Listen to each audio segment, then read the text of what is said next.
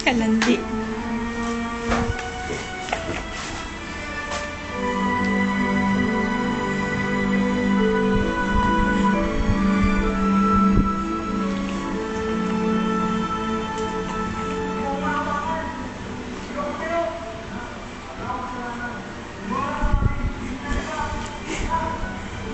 Ate, tinitignan ka ni LA, oh.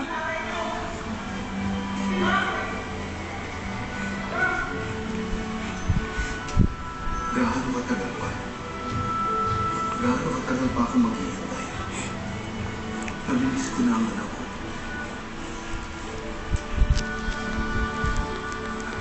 Sarap, bunso. Look what I got for you.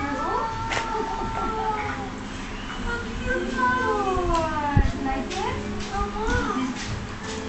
Yeah, super cute, diba?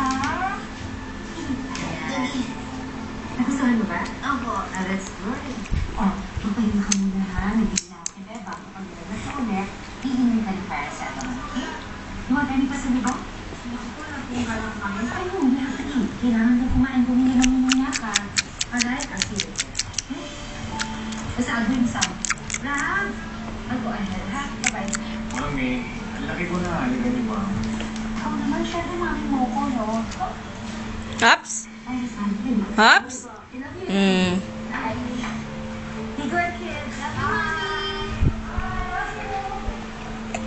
Okay, bye-bye.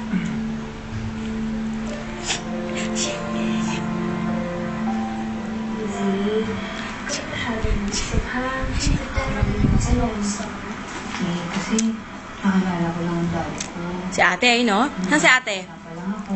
Saan? Hinahanap ko na siya. Eh, lahat ng anong paraan ginawa ko, makita lang siya, di ba? Pagkatapos, Katrina, nung nakita ko na siya, gusto ko ipagsigawan sa lahat ng tao na nakita ko na ang daddy ko, na meron akong daddy. Daddy na pwedeng pagmalaki. Ashing, kamukha mo si ate. Ha? Kamukha mo si ate. LA! LA! Kamukha mo si ate. Pagod na ako. Alam mo yun, hahanapin ko naman ba siya ulit? Sana pala.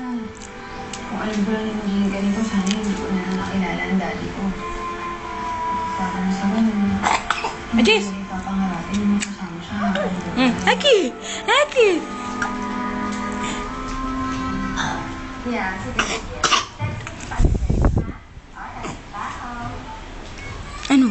Wow, ang saya mo naman. Siguro sarap ng tulog mo kagabi. Well, actually, hindi ako nga ako. But I'm still foolish. So, kailangan ko ba ng energy enhancer or something? Ano ka ba? Of course not. Hindi masaya lang ako dahil nag-ayos sa Pilipinas. You know, we have to give each other and we decided to start all over again. Well, that's good. Parang nawalan ka ng tilig sa dibdib mo. Yes. Diba? Yes. Talaga. Napakasarap ng pakiramdam ko dahil finally, naging isa akong picture.